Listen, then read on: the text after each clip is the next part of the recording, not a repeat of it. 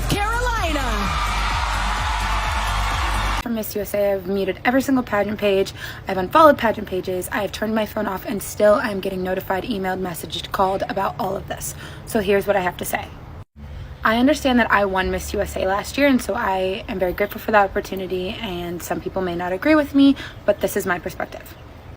I was just at the 2022 pageant, and with that being said, right now, all I feel is concern and pity for R'Bonney, and here's why. I understand how isolating it is to win Miss USA, and I also understand what it is like to have your class try and discredit your win and say that they are attacking the organization and not you. Last year, my class attempted to say that the organization favored me, and they came up with all of these different claims. I then debunked all of the claims to prove them wrong. This class is doing the same exact thing to R'Bonney. There is not one person in the pageant world and not one person in that class who did not realize that R'Bonney was the clear frontrunner for the Miss USA title from the moment that she won Texas. She was the clear front runner, not saying she was the clear winner, she was the front runner. It was hers to lose, and she needed to perform at Miss USA, and she did exactly that, y'all. The biggest claim I have seen is the Nizook video, and from my understanding, this is what happened. Dr. Fee was a sponsor of Miss Texas. R'Bonney was Miss Texas. Dr. Fee's products are at Nizook, and he's also friends with the owners of Nizook.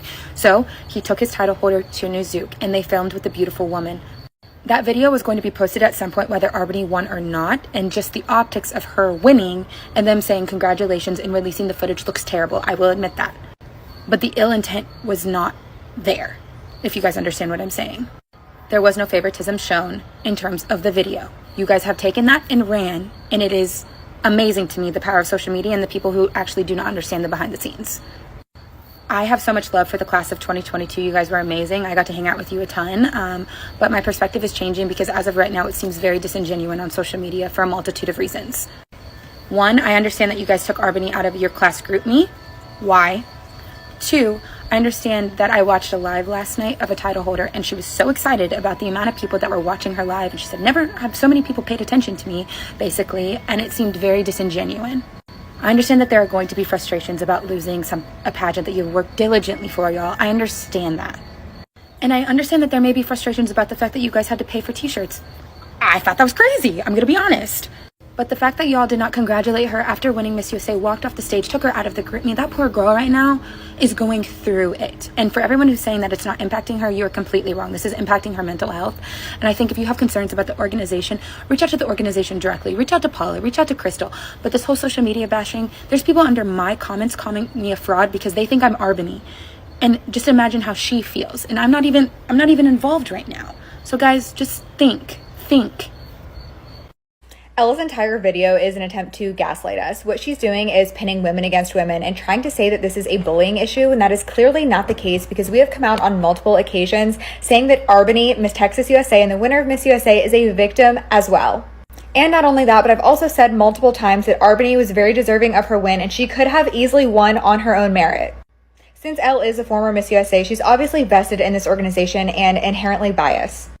So instead of going after the organization that made her famous, made her money, and gave her the crown, she decided to attack the 100 other women that competed for Miss USA both this year and last year by trying to pit us against each other. Elle says that her class attacked her after her win, but she has remained silent all year on the SA allegations that her class is bringing against the Miss USA organization. It's really disappointing to me that instead of holding the organization accountable, Elle is putting women against each other. This is an age-old misogynistic tactic that she's trying to use to gaslight us, and I'm not going to stand for it. It's so great that we have this amazing platform of social media where we can all share our ideas and thoughts, but what I want to see change is women stop acting like we're enemies and start behaving like we're on the same team. R'Bonney Gabriel. Texas!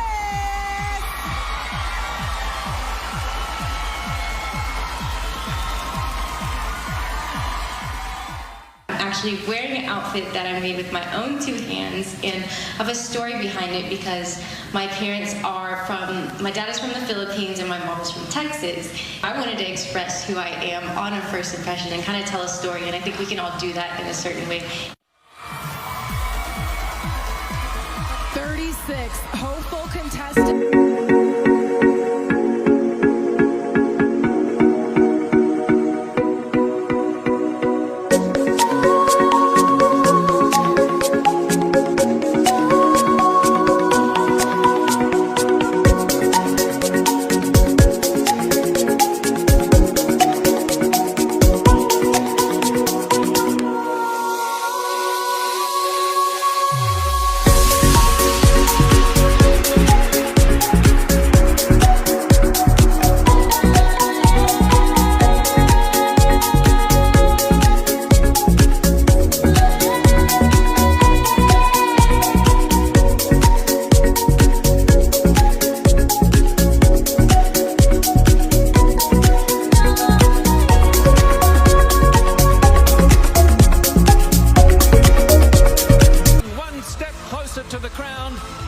is Texas.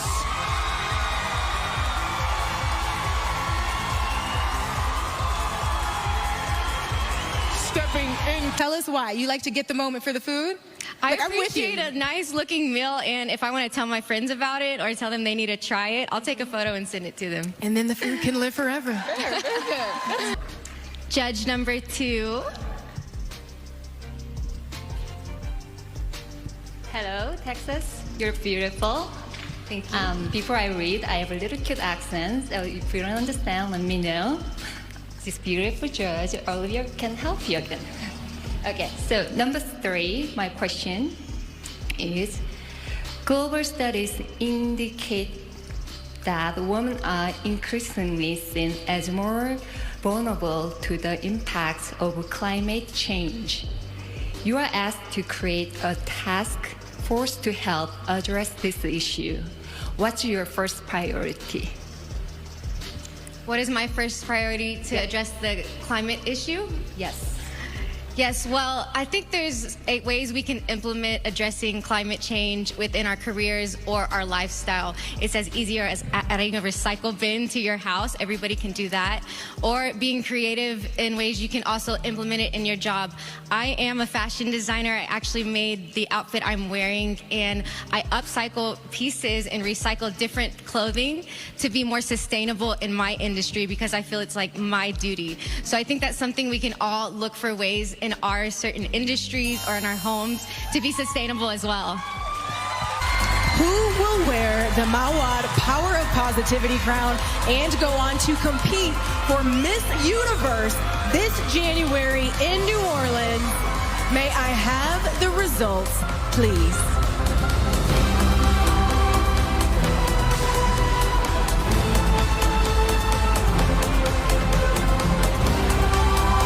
This is it.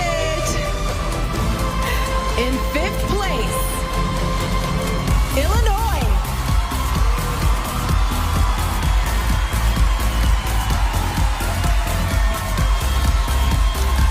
Fourth place goes to Ohio.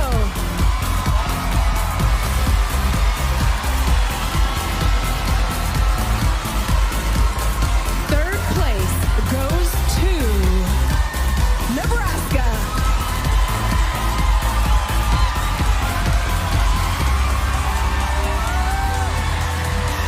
Now keep in mind that if for any reason tonight's winner is unable to fulfill their duties, this next contestant will take their place.